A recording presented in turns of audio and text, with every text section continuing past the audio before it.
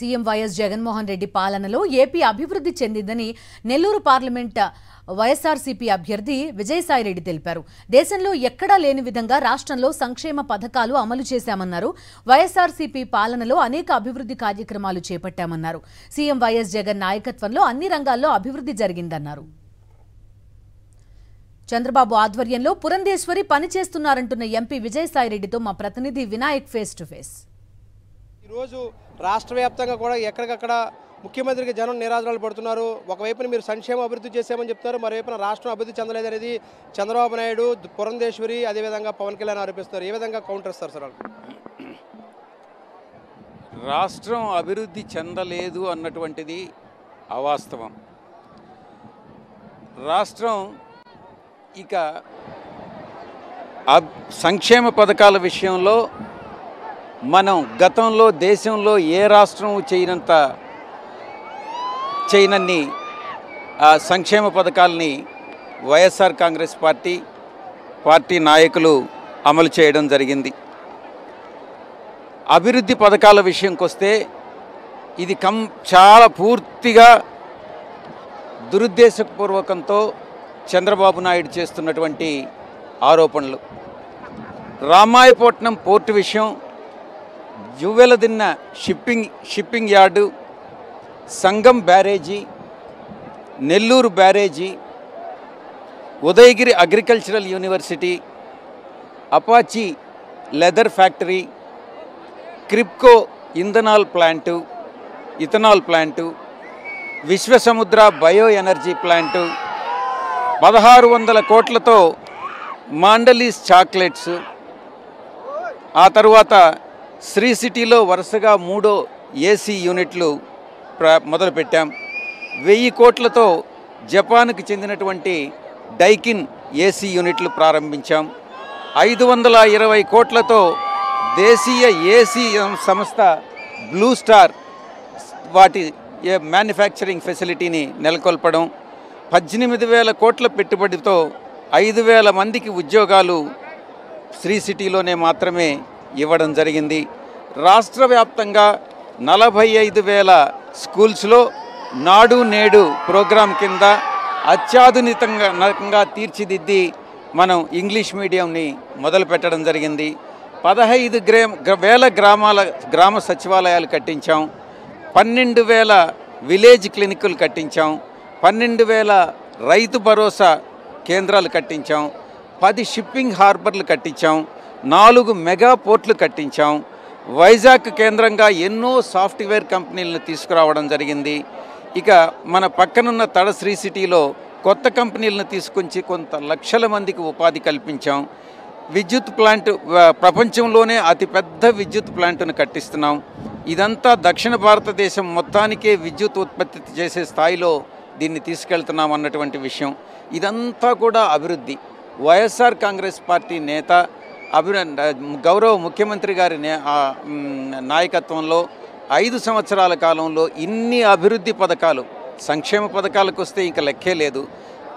దేశంలోనే లేని విధంగా మనం సంక్షేమ పథకాలను అమలు చేశాం.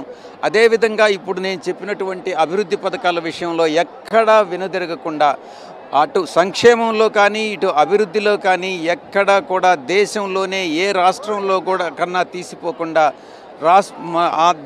ఇండియాలోనే మొట్టమొదట ప్రప్రథమంగా ఉన్నటువంటి 3 రాష్ట్రాల్లో ఆంధ్ర రాష్ట్రం ఒకటిగా తీసుకెళ్లినటువంటి ఘనత జగన్మోహన్ రెడ్డి గారిది. ఇక వ్యవసాయ రంగంలో కానీ, పారిశ్రామిక రంగంలో కానీ, సేవా రంగంలో కానీ మనం ముందంజలో ఉండాం. చంద్రబాబు నాయుడు దురుద్దేశపూర్వకంగా ఈ యొక్క ఆరోపణలన్నీ మనం అభివృద్ధిలో కుంటుపడ్డాం అన్నటువంటిది ఉద్దేశపూర్వకంగా చేస్తున్న ఆరోపణే కానీ దాంట్లో ఎటువంటి ఆధారాలు లేకుండా నిరాధారమైనటువంటి ఆరోపణలు చేస్తున్నారు. సరే, ఇప్పుడు ఈరోజు పురంధేశ్వరి 22 ఐపీఎస్లు మార్చాలనేది ఆవిడ ఈసీకి లేఖ రాయడం జరిగింది. ఏం జరుగుతుందంటారు? అంటే పురంధేశ్వరి ఎవరి కోసం పనిచేస్తున్నట్టు అనుకుంటున్నారు? బీజేపీ కోసమా లేకపోతే చంద్రబాబు నాయుడు కోసం పనిచేస్తున్నారు? పురంధరేశ్వరి ఆమె రాసినటువంటి లేఖ నేను చూశా. దాంట్లో ఇచ్చినటువంటి వివరణలన్నీ కూడా కూలంకషంగా చూసి అర్థం చేసుకున్న తర్వాత ఆమె చంద్రబాబు నాయుడు ఆధ్వర్యంలో చంద్రబాబు నాయుడు కోసం పనిచేస్తుంది అన్నటువంటి విషయంలో ఎటువంటి సందేహము లేదు. ఆమె పురంధరేశ్వరి ఆత్మ, పురంధరేశ్వరి మనస్సు చంద్రబాబుతో ఉంది. ఆమె భౌతికంగా బీజేపీలో ఉంది. అంటే తన ఏ పార్టీలో అయితే తన బీజేపీలో ఉందో ఆ పార్టీకి ద్రోహం చేస్తున్నటువంటి వ్యక్తి పురంధరేశ్వరి. ఇది మీకు న్యాయమానని నేను పురంధరేశ్వరిని ప్రశ్నిస్తా ఉన్నా. మీకు తెలుగుదేశం పార్టీ అధికారంలోకి రావాలి అని పురంధరేశ్వరి కోరుకుంటే నేరుగా తెలుగుదేశం పార్టీలో చేరి బీజేపీకి అన్యాయం చేయకుండా తెలుగుదేశం పార్టీ అధికారంలోకి తీసుకొచ్చేదానికి కృషి చేయొచ్చే కానీ తెర వెనుక ఉండి పాత్ర పోషించడం అన్నటువంటిది ఇది నిజంగా బీజేపీకి అన్యాయం చేయడమే. అది బీజేపీ నేతలు కూడా గుర్తిస్తున్నారని నేను భావిస్తున్నాను. సార్, ఈరోజు పవన్ కళ్యాణ్ 2 రోజుల పర్యటనకే ఆయన జ్వరం అంటూ కూడా హైదరాబాద్ వెళ్ళిపోవడం జరిగింది. ఇక్కడ మండు టెండను సైతం లెక్క చేయకుండా ముఖ్యమంత్రి బస్ యాత్ర నిర్వహిస్తున్నారు. ప్రజలు కూడా పెద్ద ఎత్తున తరలి వస్తున్న పరిస్థితి. రాజకీయాల్లో రాణించాలి అంటే పట్టుదల ఉండాలి, ప్రజాసేవ చేయాలి అన్నటువంటి దృఢ సంకల్పం ఉండాలి, తను ప్రజానాయకుడిగా రాణించాలి అన్నటువంటి తనకు ఒక తపన మనసులో ఉండాలి. ఆ ప్యాషన్ లేకుండా ఎవరు కూడా రాజకీయ నాయకుడు కాలేరు. ఆ యొక్క ప్యాషన్ కానీ, ఆ పట్టుదల కానీ, ఆ విశ్వాసం కానీ ప్రతి ఒక్కటి అది జగన్మోహన్ రెడ్డి గారిలో ఉన్నాయి. మా నాయకుడు నిజంగా నాయకుడు అంటే నాయకుడు అనిపించుకున్నటువంటి వ్యక్తి. వైనాట్ 175 అనేది పదే ముఖ్యమంత్రి అందరికీ కూడా దిశానిర్దేశం చేస్తున్నారు.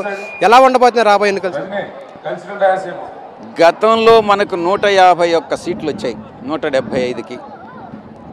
మనం 175కు 175 లక్ష్యంగా పెట్టుకున్నాం. ఎటువంటి పరిస్థితుల్లోనూ గతంలో మనం 151 సాధించామో దానికి ఎటువంటి పరిస్థితుల్లో ఒక్కటి కూడా తగ్గదు, అంతకన్నా మించి మనం విజయం సాధించుకుంటామని నేను ఘంటాపదంగా చెప్తా ఉన్నా. నెల్లూరు పార్లమెంటు పరిధిలో ఎలా ఉంది? మీ ప్రత్యర్థి ఎక్కువగా డబ్బులు వెదజల్లుతున్నారంటున్నారు. ఎలా ఉండబోతున్నారు మీ నెల్లూరు పార్లమెంట్ పరిధి? నెల్లూరు పార్లమెంటు పరిధిలో ఉన్నటువంటి 7 అసెంబ్లీ స్థానాలకు 7 కూడా గెలుస్తున్నాం. వేమిరెడ్డి ప్రభాకర్ రెడ్డి అనేటటువంటి వ్యక్తి మన పార్టీలో అన్ని పదవులు ఎంజాయ్ చేసి, ఆయన సతీమణి కూడా అన్ని పదవులు ఎంజాయ్ చేసి ఈరోజు తెలుగుదేశం పార్టీకి వెళ్ళడం జరిగింది. ఆయన ఎందుకు వెళ్ళాడో కూడా చాలా స్పష్టంగా చెప్పాడు.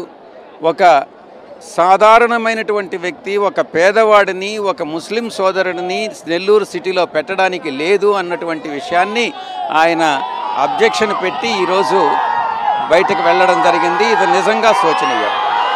చూసుకోవచ్చు, పెద్ద సంఖ్యలో ఇప్పటికే ప్రజలు ప్రతి బహిరంగ సభకి హాజరవుతున్నారు. ఈరోజు కావల సభకు చూసుకుంటే ఇప్పటికే జనంతో పూర్తిగా సభ నిండిపోయిందని చెప్పుకోవచ్చు. మరోవైపున ఏదైతే పురంధేశ్వరి ఆత్మ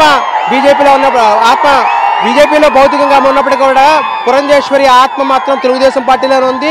తెలుగుదేశం పార్టీలో ఆమె చేరి అయితే బీజేపీకి అన్యాయం చేయకుండా ఉన్నట్టు అవుతుందని కూడా ఆమె చెప్తున్నారు. ఈ నేపథ్యంలోనే పెద్ద సంఖ్యలో ప్రజలందరూ కూడా భారీ సంఖ్యలో హాజరైన నేపథ్యం. మరోవైపున మనం చూసుకుంటే కనుక రాబోయే ఎన్నికల్లో 175కి 175 స్థానాలు కూడా మేము సాధిస్తామనేది ఎంపీగా అభ్యర్థిగా ఉన్న విజయసాయి రెడ్డి చెప్తున్నారు. వీడి జిల్లా శివత కలిసి వినాయకరావు, సాక్షి టీవీ, కావలసిన సభ నుంచి.